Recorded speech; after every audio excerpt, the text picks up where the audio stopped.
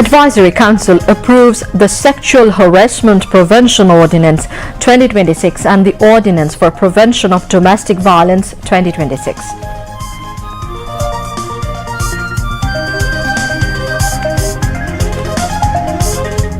Election fever grips nation. Candidates make big promises as Commission readies for vote.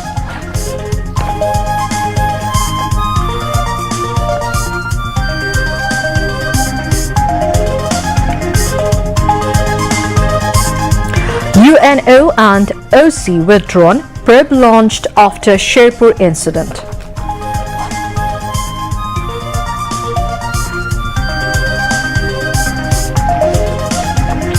Farm loan up to Taka 10,000 waiver and Podda barrage if voted to power, says Tariq Rahman in Rajshahi.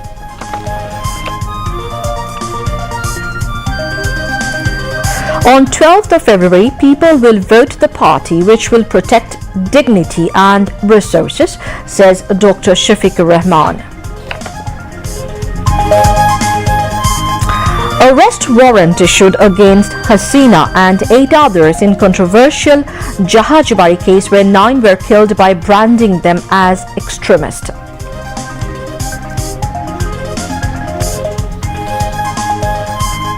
US flexes muscle in Middle East as Trump threatens Iran over nuclear deal.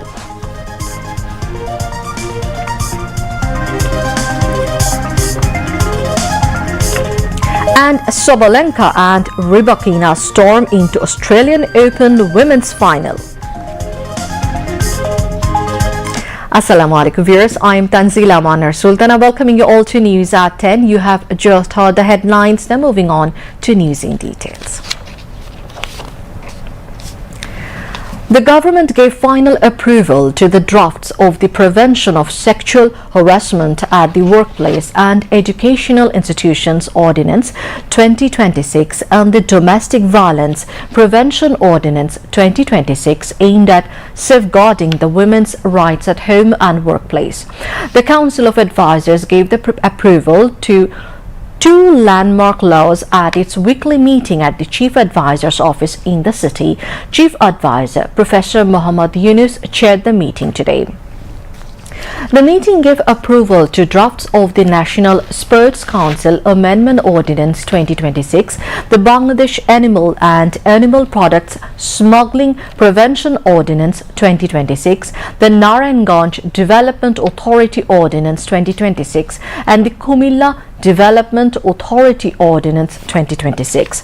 The Advisory Council approved a proposal to declare March 23 of every year as BNCC Day, while it also approved another proposal to withdraw the declaration submitted by Bangladesh under the Convention Against Torture and Other Cruel, Inhuman or Degrading Treatment or Punishment (CAT).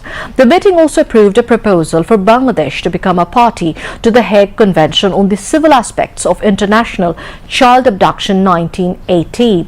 Besides, the Advisory Council took a decision to open a new mission in Guyana, a Caribbean country. It also approved the draft of the Import Policy Order 2025 to 2028, the draft of which was approved. Later, Chief Advisor's Press Secretary Shafiqul Alam and Assistant Press Secretary Shuchismita Tithi briefed the media at the Foreign Service Academy.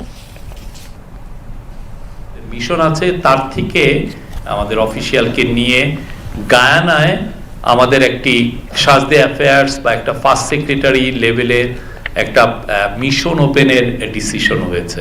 পররাষ্ট্র মন্ত্রণালয়ের বিভিন্ন অনুমোদিত জনবলের একটা অংশকে যারা বাইরে posted আছে তাদেরকে গায়ানার রাজধানী জর্জ টাউনে নেওয়ার একটা পরিকল্পনা। 1-2 জন এখানে যেটা হবে যে ওইখানে একটা মিশন খুব দ্রুত একটা অফিস করে সেইখানে নেওয়া হবে, যে ওইখানে একটা ফার্স্ট সেক্রেটারি বা কাউন্সিলের নেতৃত্বে এই মিশনটা চালানো হবে। তারা সাজদে অ্যাফেয়ারের ভূমিকায় থাকবেন। গায়ানা হচ্ছে ওয়ার্ল্ডে এখন যে কয়টা দেশ খুব দ্রুত যাদের ইকোনমিক সমৃদ্ধি হচ্ছে, গায়ানা হচ্ছে ওয়ান অফ দেম।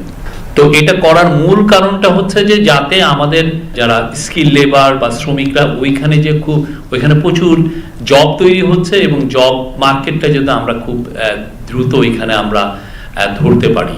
এটা হচ্ছে মেনু। আমদানি নীতি আদেশ 2025-2028 এর খসড়া অনুমোদন, এটা খুবই ইম্পর্টেন্ট একটা বিষয়। অনেকটা আমরা কতটা রপ্তানিতে বেটার করব সেটা অনেকটা নির্ভর করে হচ্ছে আপনি আমদানিতে আপনার কতটা বেটার আপনি পলিসি করছেন। আপনার রপ্তানিকে এনকারেজ করার জন্য অনেক সময় আমদানি নীতিটাকে এমনভাবে করতে হয় যাতে রপ্তানিযোগ্য পণ্য এদেশে এসে সেটাকে আবার প্রসেস করে আমরা বাইরে পাঠাতে পারি। তো সেটার জন্য আজকে এটা ক্যাবিনেটে যথেষ্ট এটা নিয়ে ডিসকাশন হয়েছে এবং এই ডিসকাশন হওয়ার পরে এটা অ্যাপ্রুভ হয়েছে। যে আজকের উপদেষ্টা পরিষদে নারী ও শিশু মন্ত্রণালয়ের দুটি অধ্যাদেশ নীতিগত অনুমোদন পেয়েছে। এর মধ্যে একটি হচ্ছে কর্মক্ষেত্র ও শিক্ষা প্রতিষ্ঠানের যৌন হয়রানির প্রতিরোধ অধ্যাদেশ 2026 এর খসড়া। এই খসড়ায় 4টা অধ্যায় এবং 20টা ধারা রয়েছে। গুরুত্বপূর্ণ একটা দিক হচ্ছে এই খসড়াটায় যে শারীরিক, মৌখিক, মানসিক ইঙ্গিতপূর্ণ ও ডিজিটাল স্পেসের আচরণকে যৌন হয়রানি হিসেবে অন্তর্ভুক্ত করা হয়েছে। পারিবারিক সহিংসতা প্রতিরোধ অধ্যাদেশ 2026 এটাও আজকে নীতিগত অনুমোদন পেয়েছে। এই খসড়ায় 7টি অধ্যায় 30টি ধারা রয়েছে। এর মধ্যে উল্লেখযোগ্য কয়েকটা বৈশিষ্ট্য হচ্ছে আশ্রয় কেন্দ্র, চিকিৎসা, মানসিক সহায়তা, আইনত এবং জরুরি নিরাপত্তা ব্যবস্থা গ্রহণের অধিকার নিশ্চিত করা হবে। এই বিষয়গুলো এর মধ্যে আছে, এই অধ্যাদেশের মধ্যে। At the briefing, Deputy Press Secretary Azad Majumdar said that law enforcement agencies are working to arrest those who are real culprits for the Sherpur incident and bring them to justice.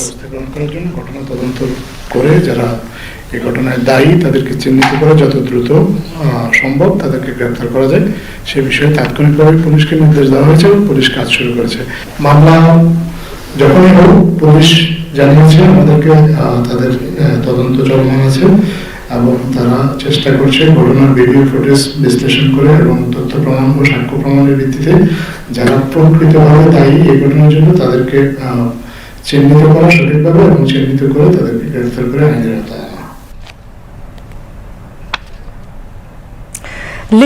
Leaders of journalist organizations from the print and electronic media held a meeting with Chief Election Commissioner A.M.M. Nasiruddin.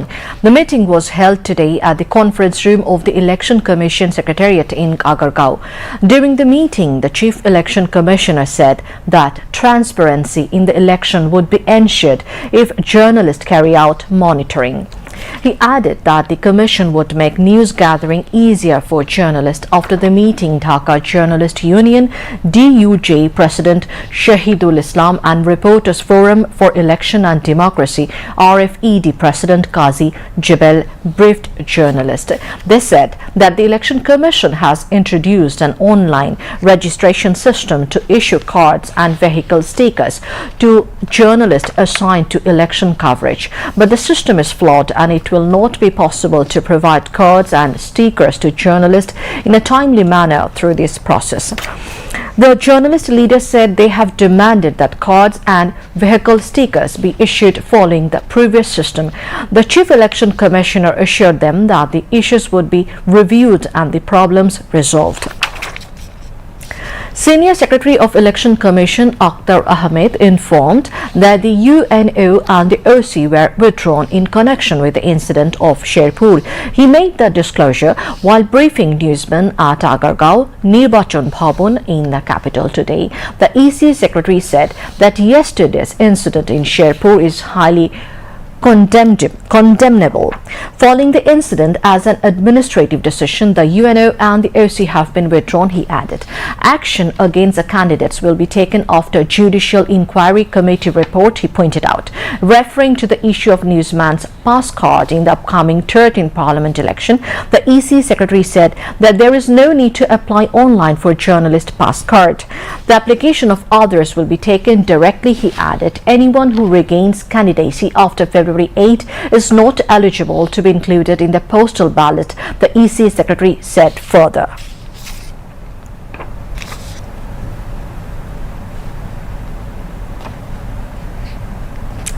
The country will hold its much-awaited 13th parliamentary elections and referendum in a few days. The Election Commission has completed all preparations for the election, which remains the focal point of public interest nationwide. Senior Secretary of the Election Commission, Akhtar Ahmed, told BTV News that the Commission has taken all necessary measures to deliver a free, fair and acceptable election. The Election Commission views artificial intelligence as the biggest challenge in this election.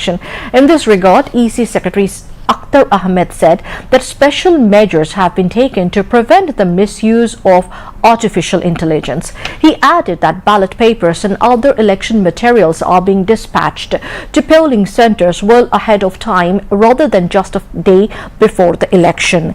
He said the Election Commission is fully prepared to address all challenges to ensure a smooth election process. Above all, the current commission aims at completing a free, fair and credible election to the people of the country. Bangladesh Jamaat-e-Islami Amir Dr. Shafiqur Rahman expressed optimism that the people would give their verdict in the next parliamentary elections in favor of those who ensure the safety of citizens, wealth and dignity. He made the remarks today while inaugurating Jamaat-e-Islami's political office and a mobile campaign vehicle at Mirpur 10 in the capital. Central leaders of Jamaat-e-Islami and local leaders of Dhaka 15 constituency were present on the occasion. Later, Dr. Shafiqur Rahman addressed a roadside rally targeting voters and party activists in his constituency and went round the area by riding on the mobile campaign vehicle, canvassing along the roads of his electoral zone.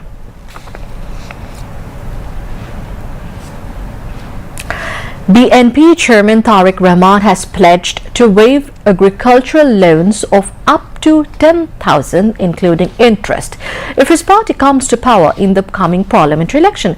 He made the promise today at an election rally held at the historic Madrasa Maidan in Rajshahi.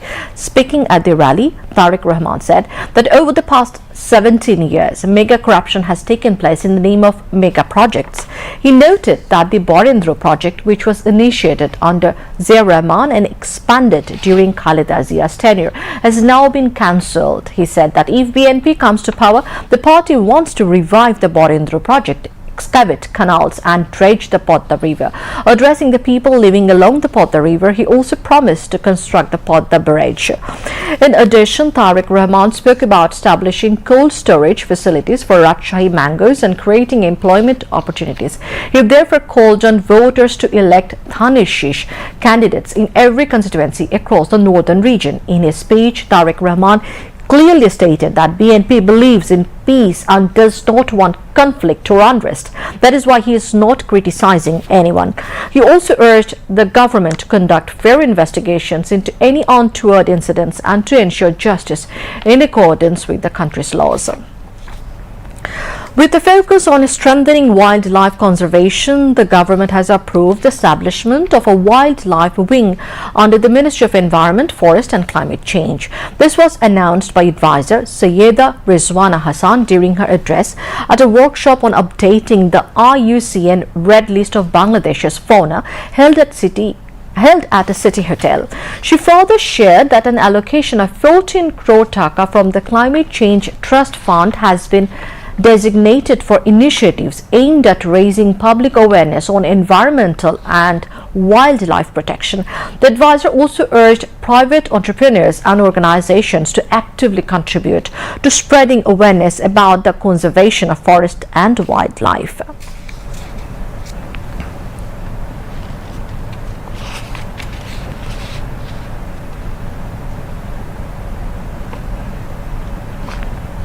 Religious Affairs Advisor Dr. AAFM Khalid Hussain has said, regardless of race, religion or caste, everyone must come together to build public opinion in favor of referendum. The advisor said this at a view exchange meeting at Dharmarajik Buddhist Monastery at Bashabo in the capital today. Buddhist Shuddhananda Welfare Trust and Christian Religion Welfare Trust have jointly organized the program. Chief Advisor Special Assistant Professor Dr. Ali Riaz attended View Exchange program as special guest. Voting is our citizen right, he said, adding that system must be changed to ensure voting rights. Buddhist Religion Welfare Trust Vice Chairman Bhavesh Chakma presided over the program. Chief Advisor's Special Assistant Munir Haidar, Religious Affairs Secretary Muhammad Kamaluddin and Buddhist and Christian leaders spoke on the occasion. There is no alternative to cast yes vote to brighten and ensure safety of the future of next generation, they opined. The International Crimes Tribunal 1 has taken cognizance of charges against 8 individuals, including Sheikh Hasina and Asaduzaman Khan Kamal, in connection with the killing of 9 people in a staged militant drama at Jahajbari in Kollanpur in 2016, and has issued arrest warrants against the absconding accused. The order was issued today by Tribunal 1, headed by Justice Ghulam Murtuja Mujumdar. Meanwhile, the same tribunal has fixed 3rd of February for the next round of arguments in the case over the killing of 2 people, including Amir Hussain, whose body was found hanging from a cornice in Rampura during the July mass uprising. The death was set today after the prosecution concluded its arguments. In another development, International Crimes Tribunal 1 has directed 28 accused, including Sheikh Fazli Nur Taposh and Jahangir Kobir Nanuk, to appear before the tribunal by 17th of February by publishing notices in newspapers in a case involving crimes against humanity over the killing of 9 people, including martyrs Farhan Fayaz and Mahmoud Rahman Shoikat during the July mass uprising. On the other hand, testimony was recorded in a case filed against 4 individuals, including Mahbubul Alam Hanif, on 3 specific charges of crimes against humanity, including the killing of 6 people in Kushtia during the July 24 mass uprising of students and the public. At Tribunal 2, headed by Justice Nazrul Islam Chaudhary, testimony began this morning for the 7th consecutive day in an in-camera trial.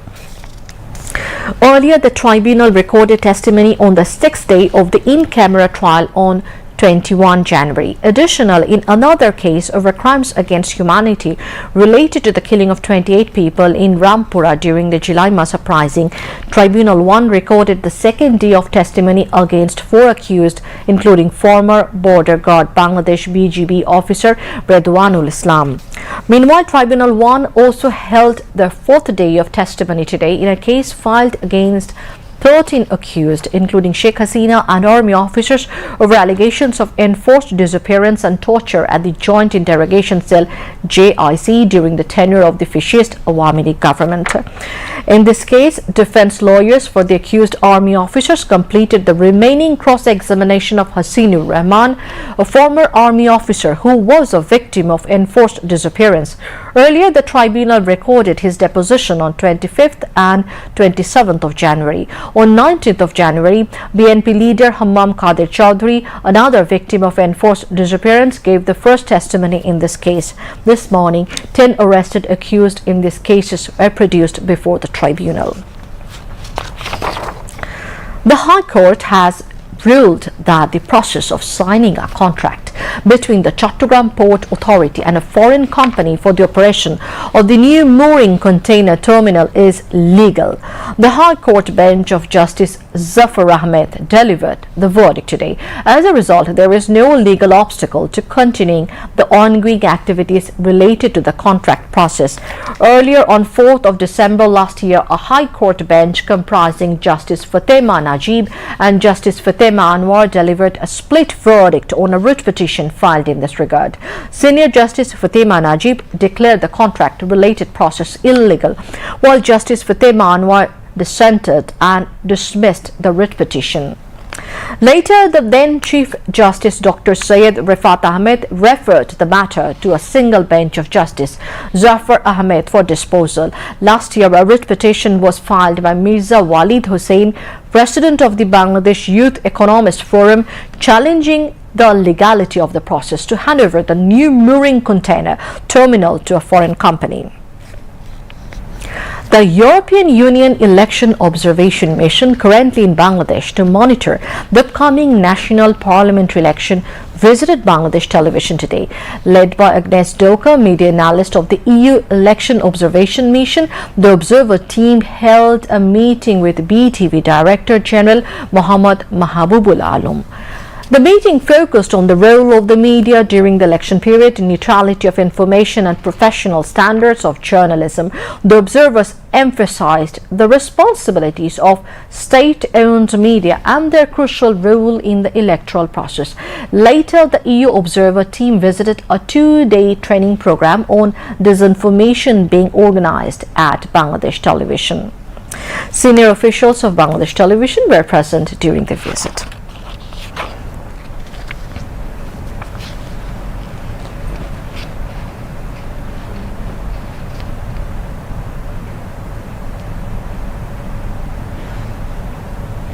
Moving on to international news.